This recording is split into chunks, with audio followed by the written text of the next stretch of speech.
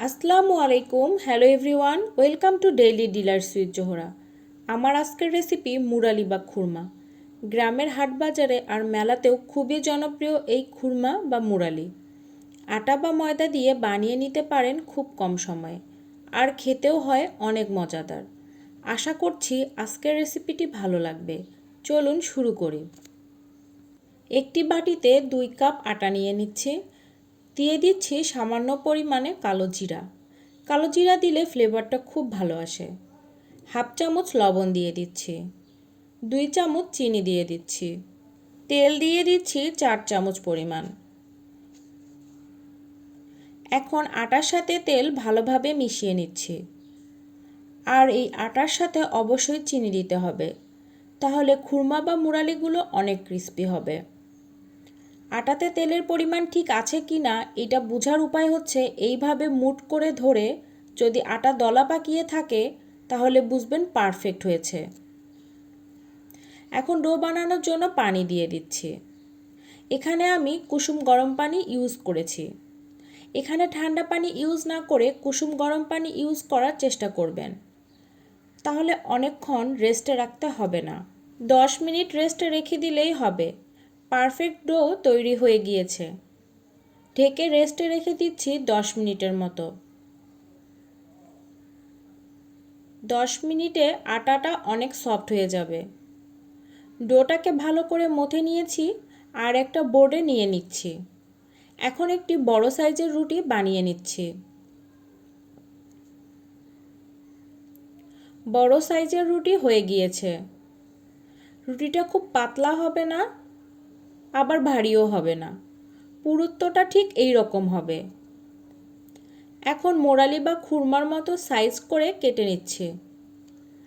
আপনারা ইচ্ছা মতো শেপ দিতে পারেন। লম্বা করে কাটা হলে সাইড থেকে আবারও কেটে নিচ্ছি, তাহলে এগুলো খুরমা বা মুরালির শেপ হবে। এখন একটা একটা করে আলাদা করে নিচ্ছি। সবগুলো আলাদা হয়ে গিয়েছে, এখন ভেজে নিচ্ছি। মিডিয়াম আঁচে তেল গরম করে নিচ্ছি, খুব বেশি গরম করা যাবে না। এখন সবগুলো খুরমা বা মুরালি দিয়ে দিচ্ছি। ভাজার সময় চুলার আঁচ মিডিয়াম রাখতে হবে, খুব বেশি আঁচ দেয়া যাবে না, তাহলে বাহিরটায় কালার চলে আসবে আর ক্রিস্পি হবে না। মাঝে মাঝে একটু নেড়ে নিচ্ছি। যখন কালার চলে আসবে তখন নামিয়ে নিচ্ছি। এই রকম কালার চলে আসলে নামিয়ে নিচ্ছি। এই মুরালি বা খুরমাগুলো ঠান্ডা হবার পর শিরাতে দিব। এখন চিনি শিরা তৈরি করে নিচ্ছি। 1 কাপ চিনি দিয়ে দিচ্ছি আর দিয়ে দিচ্ছি হাফ কাপ পরিমাণ পানি। এখন জাল করে নিচ্ছি। কিছুক্ষণ জাল করে নেওয়ার পর শিরাটা ঘন হতে শুরু করেছে। এই পর্যায়ে একটি বাটিতে সামান্য পরিমাণ পানি নিয়ে তাতে একটু শিরা দিয়ে দেখতে পারেন দলা পাকিয়ে যায় কিনা। যদি দলা পাকায় তাহলে বুঝতে হবে শিরাটি হয়ে গিয়েছে। এই পর্যায়ে খুরমাগুলো দিয়ে দিচ্ছি। শিরার সাথে মিশিয়ে নিচ্ছি। এই সময়টা অনবরত নাড়তে হবে। দেখুন চিনিটা শক্ত হতে শুরু করেছে। যখন চিনিটা খুরমার গায়ে এইভাবে লেগে যাবে তখন বুঝতে হবে খুরমাটা হয়ে গিয়েছে। এই সময় চুলার আঁচ একদম কম রাখতে হবে। এই পর্যায়ে নামিয়ে নিচ্ছি। তৈরি হয়ে গেল মজাদার স্বাদের খুরমা। এইভাবে বানিয়ে 1 মাস বয়ামে ভরে সংরক্ষণ করতে পারেন।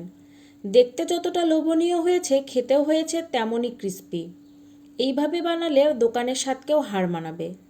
আমার আজকের রেসিপিটা কেমন লাগলো অবশ্যই কমেন্ট করে জানাবেন। নতুন নতুন রেসিপি পেতে পাশে থাকুন।